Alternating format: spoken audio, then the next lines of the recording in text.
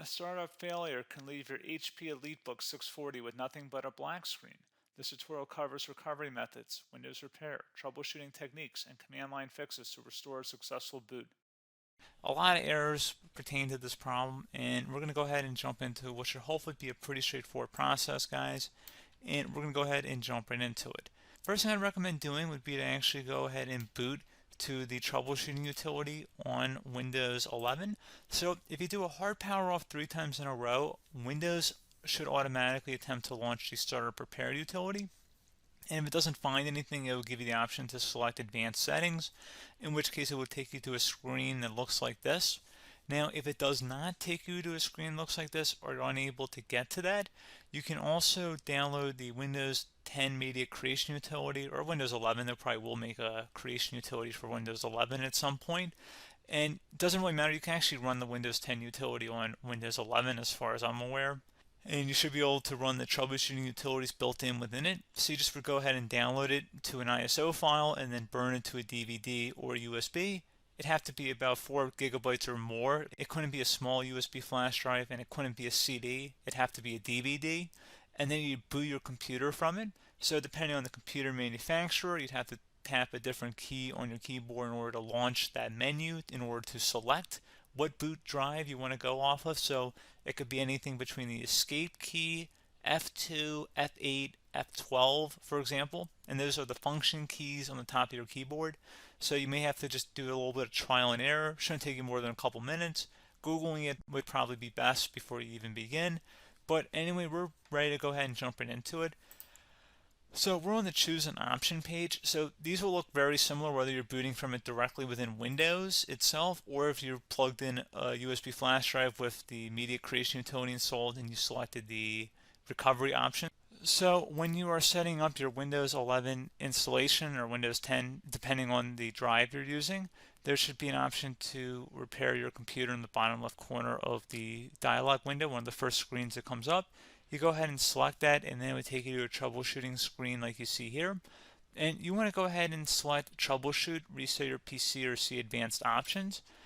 And then there are going to be a whole bunch of options in here that we're going to explore in today's video. The first one, we're going to actually go underneath advanced options, and then select startup repair, fix problems that keep Windows from loading. So go ahead and select that first.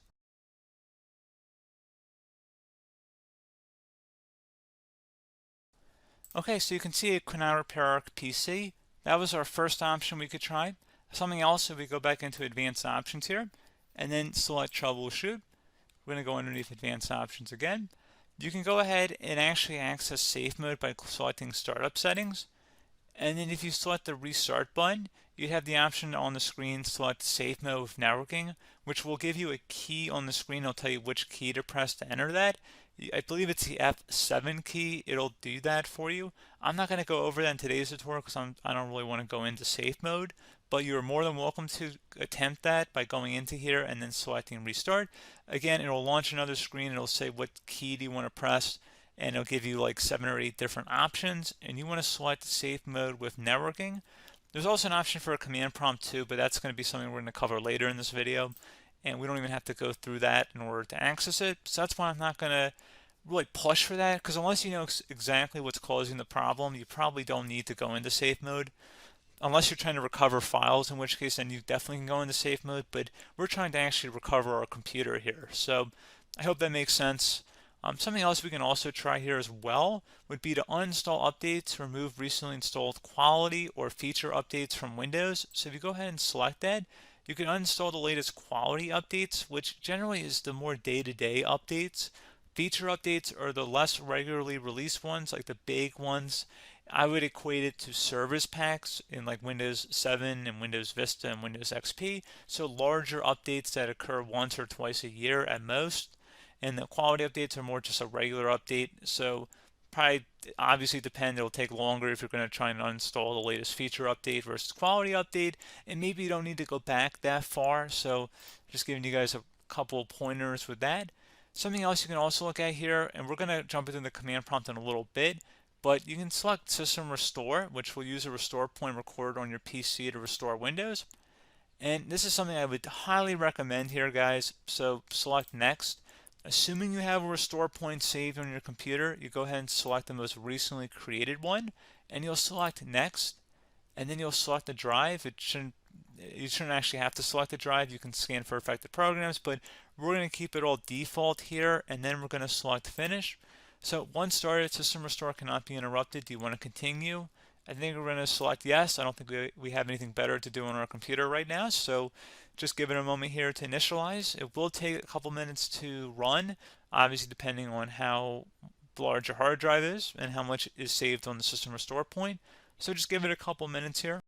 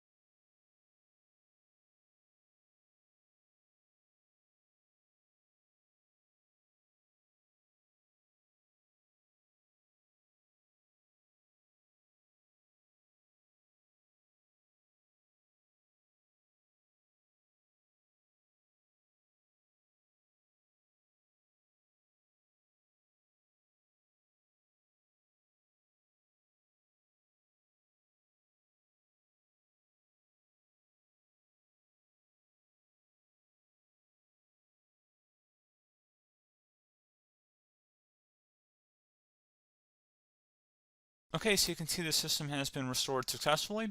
We're going to go over a couple different methods in addition to that if that did not work. So I'm just going to pause the video and we're going to start back on the recovery screen that we started with. Okay, so a couple other things we can try here too. If you go back into troubleshoot, you can select reset your PC while you choose to keep or remove your personal files and then reinstalls Windows. You can select to keep my files, which will remove apps and settings but keeps your personal files. You can also select remove everything, which will remove all of your personal files, apps, and settings.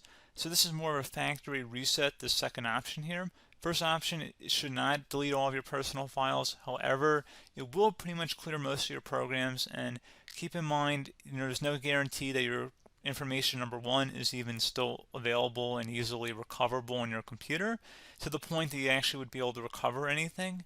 And the second point is that there's always a chance that it won't actually recover and it will just do a factory reset anyway. So there's no guarantee that actually would keep your files anyway. So I would recommend trying to get a recovery tool and backing that up first before selecting it anyway.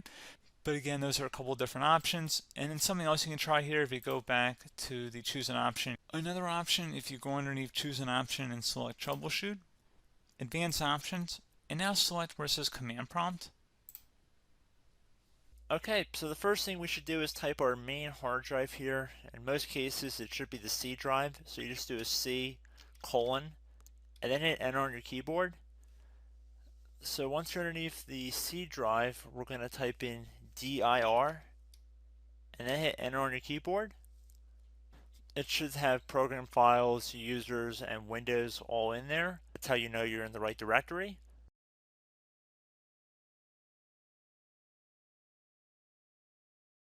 In some cases, it might be the D drive as well, so just keep that in mind.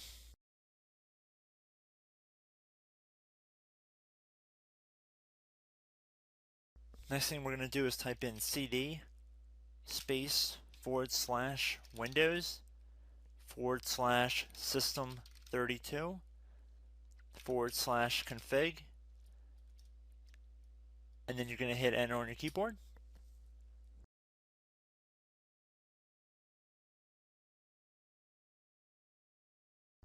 So now you're going to type md space backup. If you've seen other tutorials, it might also say to put down md backup. That's because the backup name is pretty common when you want to back something up. So you can name this whatever you want, doesn't have to be backup. So if you've already made a backup folder in the past, you could do backup 1, for example. So once you're done setting the name you want the backup to be called, hit enter on your keyboard again.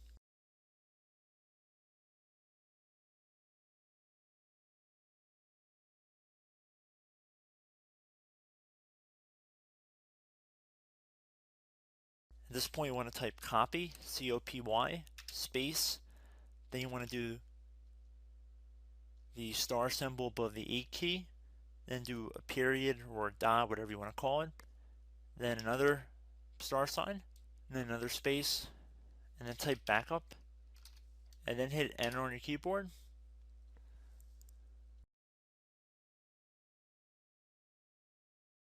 Now you want to type cd reg back, REGBACK, and then hit enter on your keyboard. So now that we are under the reg back, so now you want to type dir again, and then hit enter.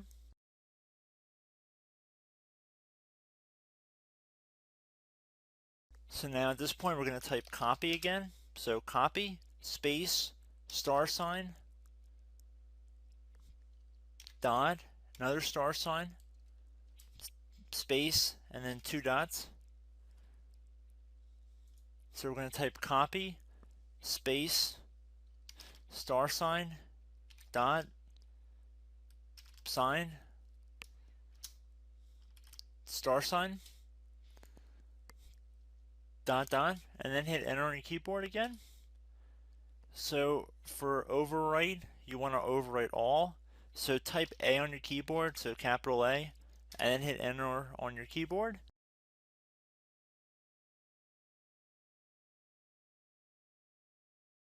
So at this point you should be good to go. You can close out of the command prompt window, and if you accidentally continue to Windows 10 you should be all set.